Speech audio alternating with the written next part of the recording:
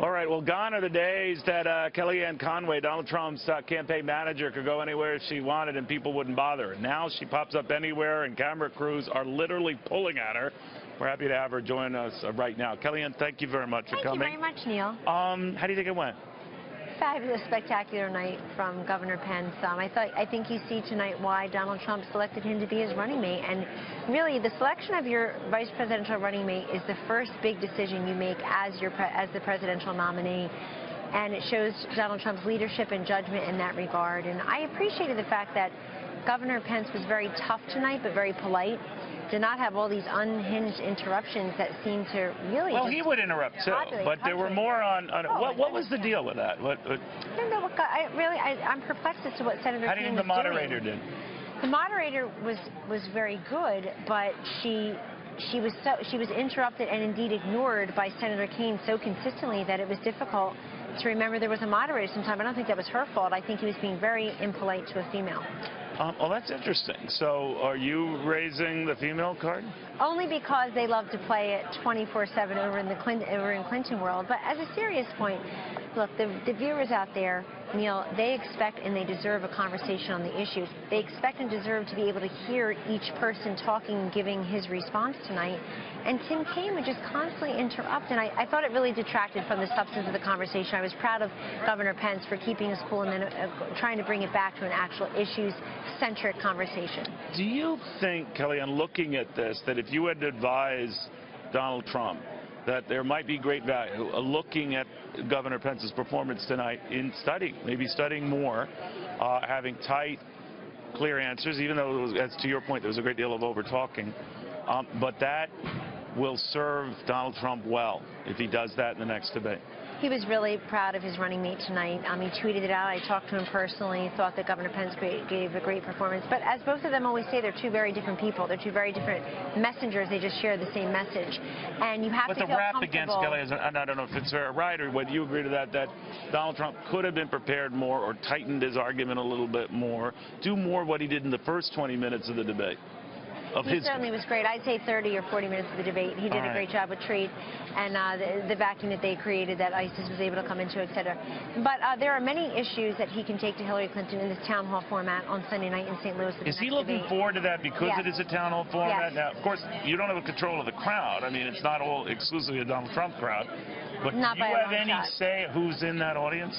No, we've been talking to Gallup about the way they help to select the audience, the way they are determining how to find undecided voters. But I do want to say the town hall format is just a natural habitat for Donald Trump because he's out there every single day with people. Hillary Clinton's really not. I mean, just today in Arizona, Donald Trump had thousands and thousands of people there. Yesterday, people showed up. I think they got in line yesterday morning. It was quite remarkable for someone to command that type of crowd when you don't play an instrument and you're not singing. I mean, usually you have to put on a concert to get people to line up. She's gotten better at those kind of formats. She doesn't do that many, though. She does more fundraisers than she does formats. But you don't want to raise expectations ahead. No, I'm not raising expectations at all. I'm really saying that Donald Trump is, he's a brilliant businessman. He obviously loves his country enough to make all these sacrifices to run for president. He knows the issues. I think in the first debate he was overly gracious to her and got no credit for it. So you don't think he's going to be as gracious? I think he should be respectful, but to realize that he scored no points with any of his naysayers and critics by being so respectful toward her at the end, pulling his punches on Bill Clinton's women. Well, let me ask you about that. Is he going to entertain that nuclear option? If she's going to go there, he's going to go there. Could this get ugly? Well, she is not going to go there. She lives there already. All she does is, and you saw it in her running mate tonight, all they do is hurl insults at Donald Trump and try to make everybody held to account for something he may have said many years ago. Meanwhile, Mike Pence had it right tonight, didn't he? Well, that Hillary Clinton to be fair, called right, tens Kellyanne, of millions of people. I hear you, but they argue, it's always in the eye of the beholder, that they're bringing up issues that Donald Trump said just months ago, sometimes just weeks ago. Right? And speaking of just weeks ago, we see back-to-back, we see that Hillary Clinton referred to tens of millions of hardworking, good Americans who've never done anything to her except maybe not want to vote for her as, quote, irredeemable and deplorable.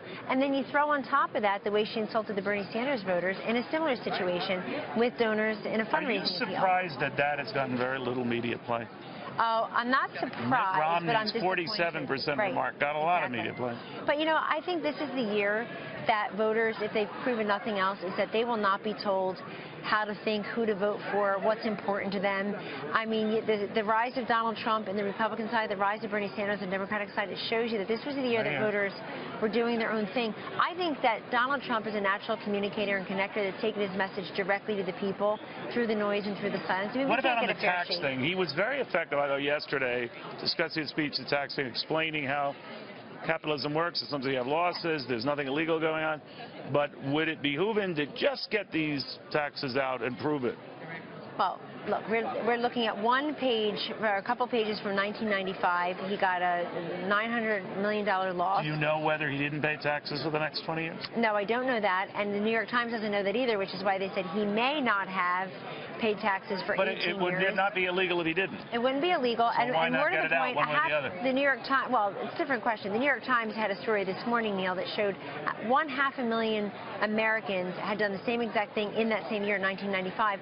And that's a provision, as you know, that's been around since 1918. It's basically 100 years old. I don't remember President Barack Obama and his democratically controlled House and Senate in the first 2 years he owned Washington saying, you know what our first priority should be? Rescind that provision. And many companies have used that same feature. Look, and that's the grit and determination of entrepreneurial America. We reward people in the future who are willing to stick with it and take those losses, carry them forward. And you know darn well, in the years that Donald Trump did make a profit, he paid taxes on those profits. Bottom line is, hundreds of millions of dollars in taxes. You know, he doesn't answer my emails. Do you know this? I write you. I hope you're feeling better. I miss you. I love you. I'm like, and you don't write me back. You don't even say hello. This guy interrupts like Tim Kaine. Ridiculous. Ridiculous.